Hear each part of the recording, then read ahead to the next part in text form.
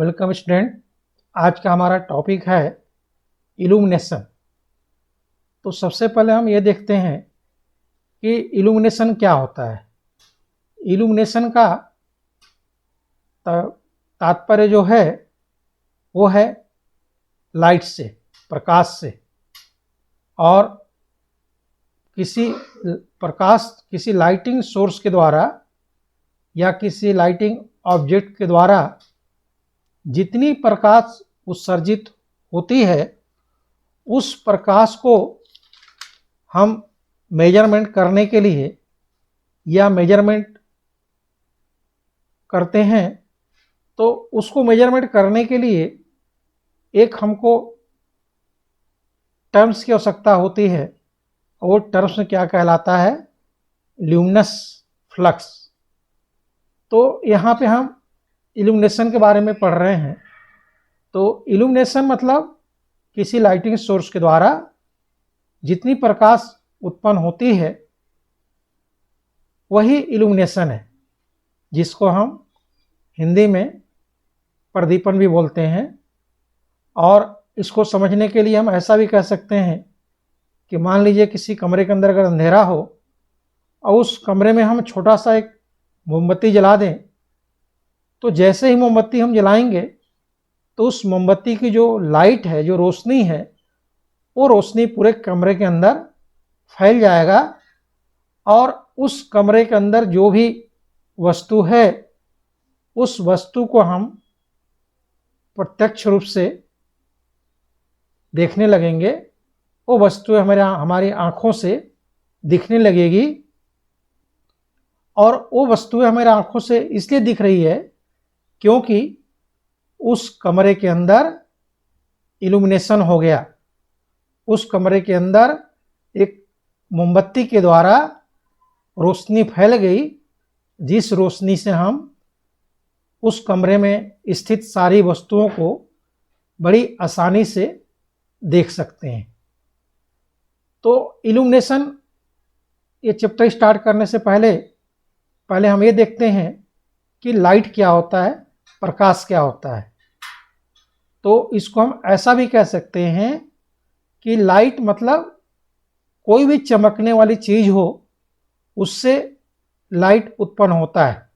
जैसे एक कैंडल है, मोमबत्ती है, बल्ब है, सन है, सूरज, उससे भी हमको प्रकाश मिलता है।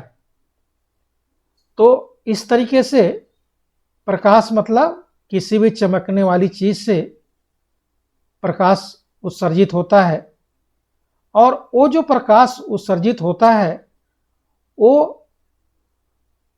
किरणों के रूप में निकलते हुए महसूस होता है। जैसे कई बार आपने देखा होगा कि अगर बाहर से कोई रोशनी हमारे कमरे के अंदर आ रही हो किसी छोटे छिद्र के द्वारा, तो उस छिद्र से ऐसा लगता है कि छोटी छोटी किरणों का पूरा एक समूह क्या हो रहा है, धीरे धीरे उस कमरे के अंदर फैल रहा है।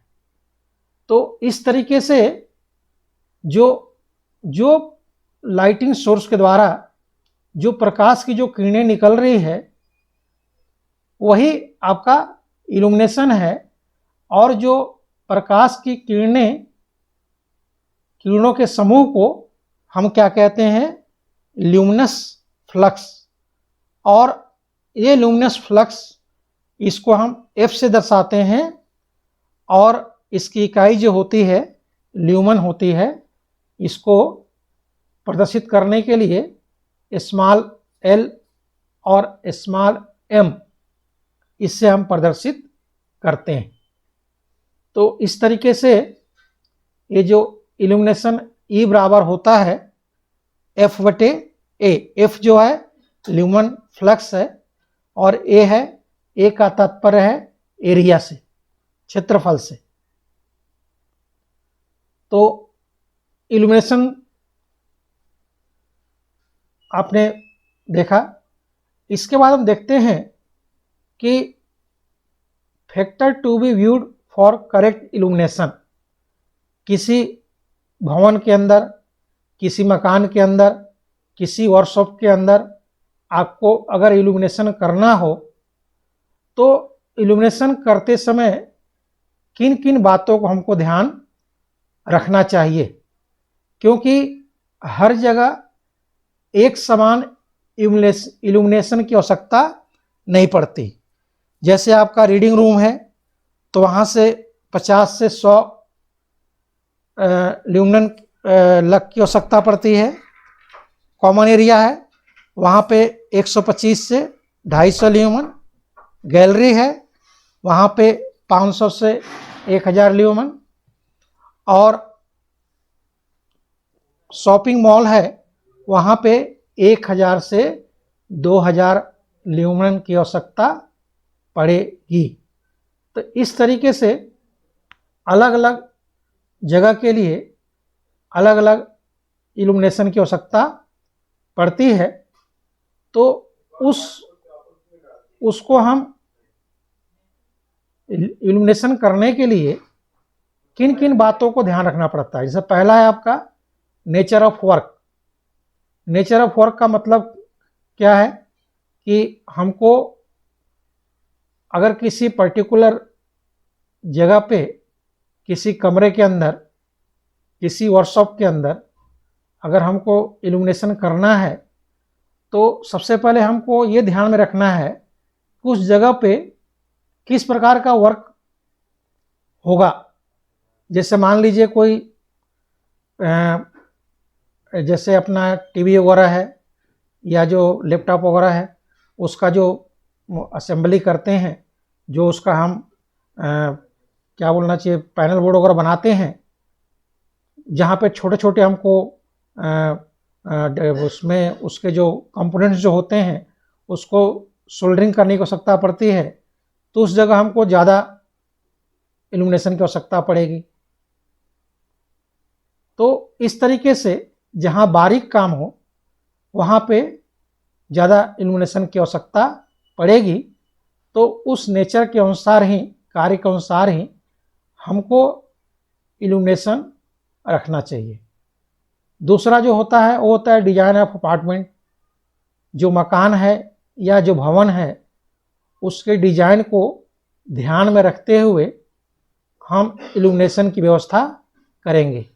जैसे मान लीजिए कोई कमरा है और उस कमरे के अंदर हमको अगर कोई लाइट सोर्स लगाना है, उस कमरे को इल्यूमिनेट करना है, तो उस लाइट सोर्स को हम ऐसे जगह पे लगाएंगे जहाँ पे उस कमरे के अंदर जो रोशनी जो हो, जो लाइट जो हो, वो एक समान रूप से फैलाव हो, चारों तरफ एक समान रूप से लाइट का फैलाव हो।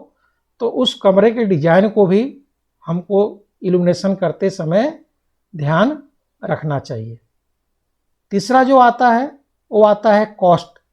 ये बहुत बड़ा फैक्टर है इल्यूमिनेशन का।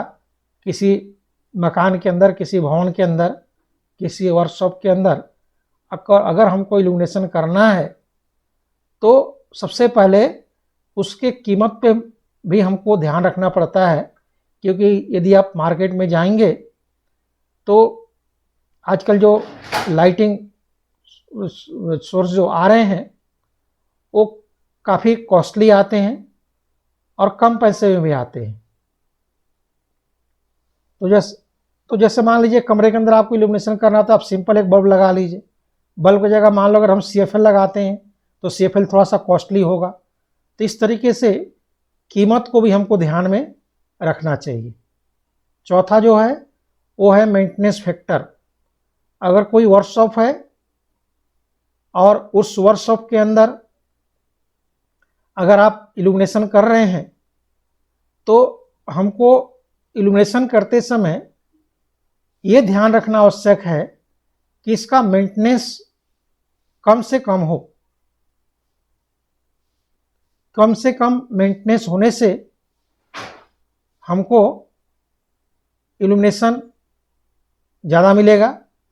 और दूसरी चीज़, जैसे मान लीजिए कोई ऐसी एरिया है जहाँ पे बहुत ज़्यादा डस्ट वर्क हो रहा हो, तो वहाँ पे क्या होगा, जो लाइटिंग सोर्स है उस लाइटिंग सोर्स के ऊपर डस्ट वगैरह जम जाने से उसका इल्यूमिनेशन जो होगा वो क्या हो जाएगा, कम हो जाएगा। तो ऐसे एरिया में हम पहले से ही जितनी हमको इल्यूमिनेशन की आवश्यकता है उससे ज़्यादा इल्यूमिनेशन हमको रखना पड़ता है, ताकि अगर डस्ट वगैरह पड़ जाए तो उससे ज़्यादा इफेक्ट ना हो। तो ये 4 महत्वपूर्ण कारक हैं जो हमको किसी भी वर्कशॉप के अंदर, किसी भवन के अंदर, किसी मकान के अंदर, किसी फैक्ट्री के अंदर इल्यूमिनेशन अगर करना हो तो उसके लिए इन चारों बातों को हमको ध्यान में रखना चाहिए। अब इसके बाद नेक्स्ट जो हमारा टॉपिक आता है वो आता है प्रॉपर्टी ऑफ गुड इल्यूमिनेशन। एक अच्छे इल्यूमिनेशन की विशेषता क्या क्या होनी चाहिए,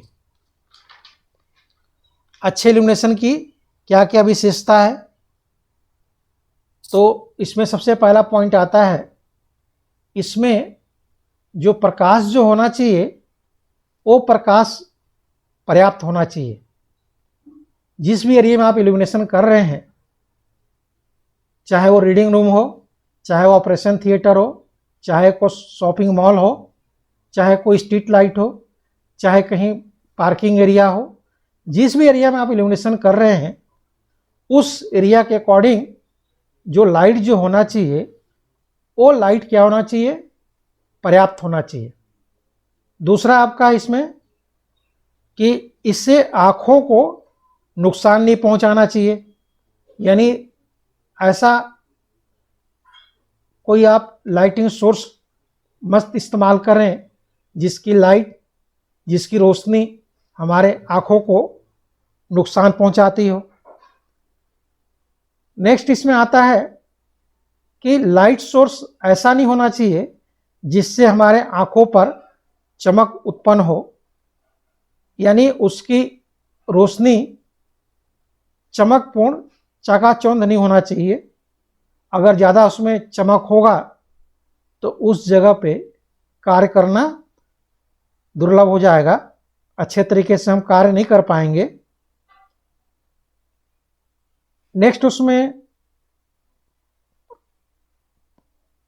नेक्स्ट इसके अंदर आता है कि इसे ऐसे स्थान पर लगाना चाहिए जिसे सभी स्थान पर समान रूप से रोशनी का डिस्ट्रीब्यूशन हो, समान रूप से रोशनी का फैलाव हो।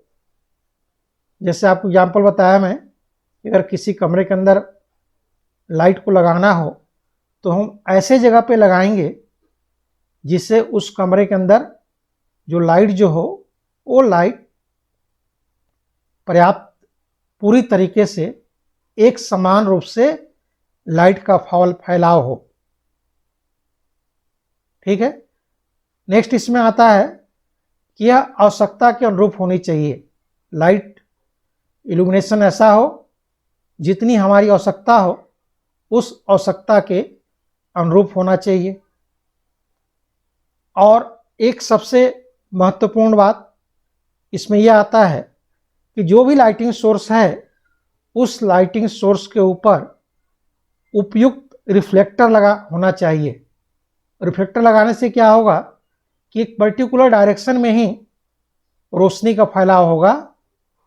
कि जैसे मान लीजिए आपने फैक्ट्री वगैरह में देखा होगा, जो लेथ मशीन वगैरह पे जो वर्कर काम करते हैं, तो लेथ मशीन का जो चक होता है जहाँ पे हम जॉब को फंसाते हैं, तो उस पर्टिकुलर एरिया पे लाइट को इल्यूमिनेट करने के लिए वहाँ पे हम एक बल्ब लगाते हैं, उसके ऊपर एक रिफ्लेक्टर लगा देते हैं, जिससे जो रोशनी जो होता है वो डायरेक्ट उस जगह पे पड़ता है।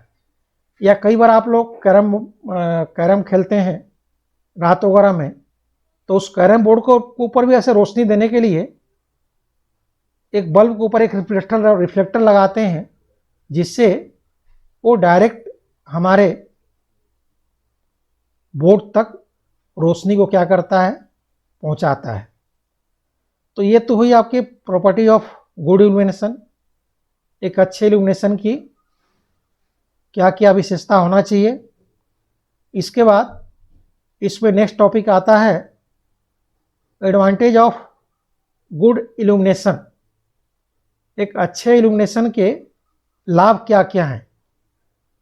तो अच्छा इल्यूमिनेशन होने से किसी भी वर्कशॉप के अंदर, किसी फैक्ट्री के अंदर प्रोडक्शन जो होता है वो प्रोडक्शन बढ़ जाता है। प्रोडक्शन इसलिए बढ़ जाता है कि चूंकि लाइट अगर अच्छा होगा तो जो भी वर्कर होगा, जो भी कर्मचारी होगा, वो अच्छे तरीके से कार्य कर पाएगा और उससे प्रोडक्शन क्या होगा, बढ़ जाएगा। अगर इसके विपरीत मान लीजिए अगर वहाँ पे इल्यूमिनेशन कम है, इल्यूमिनेशन कम होने के कारण जो कर्मचारी है वो ठीक ढंग से काम नहीं कर पाएगा, जिससे उस फैक्ट्री का, उस कंपनी का जो प्रोडक्शन होगा वो प्रोडक्शन क्या हो जाएगा, घट जाएगा। तो एक अच्छा इल्यूमिनेशन होने से किसी फैक्ट्री का, किसी भी कंपनी का जो प्रोडक्शन जो होता है वो प्रोडक्शन क्या हो जाता है, बढ़ जाता है। दूसरा आपका है एक्सीडेंट के चांस कम होते हैं। खास करके जहाँ पे किसी फैक्ट्री के अंदर, किसी वर्कशॉप के अंदर अगर रात्रिकालीन कार्य वहाँ पे होता है प्लांट के अंदर में, तो रात के समय में अगर इल्यूमिनेशन अगर सही तरीके से नहीं होगा तो उससे क्या होगा, एक्सीडेंट के चांस बढ़ जाते हैं। तो एक्सीडेंट होने से कर्मचारी को तो नुकसान है ही, साथ ही साथ कंपनी को भी नुकसान है, क्योंकि एक स्किल्ड पर्सन को तैयार करने के लिए कंपनी को काफ़ी पैसा इन्वेस्ट करना पड़ता है। तो एक्सीडेंट चाहे कंपनी के लिए हो, चाहे कर्मचारी के लिए हो, किसी के लिए हितकारी नहीं है। तो एक अच्छा इल्यूमिनेशन एक्सीडेंट को कम करता है। नेक्स्ट इसमें आता है आपका कि अच्छा इल्यूमिनेशन होने से हमारे आँखों के ऊपर किसी प्रकार का स्ट्रेस नहीं आता है, खिंचाव नहीं आता है, आँखों में शीतलता महसूस होती है। और अगर सही इल्यूमिनेशन होगा तभी कोई कारीगर, कोई व्यक्ति अच्छे तरीके से वर्क कर पाएगा। नेक्स्ट इसमें आता है, इसमें मटेरियल का नुकसान कम होता है। अगर मान लीजिए कोई हम जॉब बना रहे हैं रात के समय में लेथ मशीन के ऊपर में, अगर वहाँ इल्यूमिनेशन नहीं है तो जितना आपको ऑपरेशन उस जॉब के अंदर करना है, हो सकता है कुछ ऑपरेशन गलत तरीके से हो जाए तो उससे आपका मटेरियल क्या हो जाएगा, खराब हो जाएगा, वेस्ट हो जाएगा। मान लो किसी कंपोनेंट को आप सोल्डरिंग कर रहे हो, कोई आप पैनल बोर्ड बना रहे हैं, उसमें इलेक्ट्रॉनिक छोटे छोटे कंपोनेंट्स होते हैं, उसको सोल्डरिंग करना है और वहाँ पे सही इल्यूमिनेशन अगर नहीं है और गलत तरीके से अगर आपने सोल्डरिंग कर दिया तो पैनल बोर्ड क्या हो जाएगा, डैमेज हो जाएगा, खराब हो जाएगा। इससे मटेरियल का नुकसान होगा, इससे फैक्ट्री को नुकसान होगा और उसका प्रोडक्शन क्या होगा, कम होगा। और एक अच्छे इल्यूमिनेशन से हमारे माइंड को शांति मिलता है, आराम मिलता है, जिससे कर्मचारी जो है, व्यक्ति जो है, वो सही तरीके से कार्य कर पाता है। इसके बाद हमारा जो नेक्स्ट जो टॉपिक होगा उसमें हम देखेंगे लॉ ऑफ इल्यूमिनेशन, इल्यूमिनेशन के कौन कौन से नियम हैं। तो आई होप आपको ये टॉपिक समझ में आया होगा। धन्यवाद।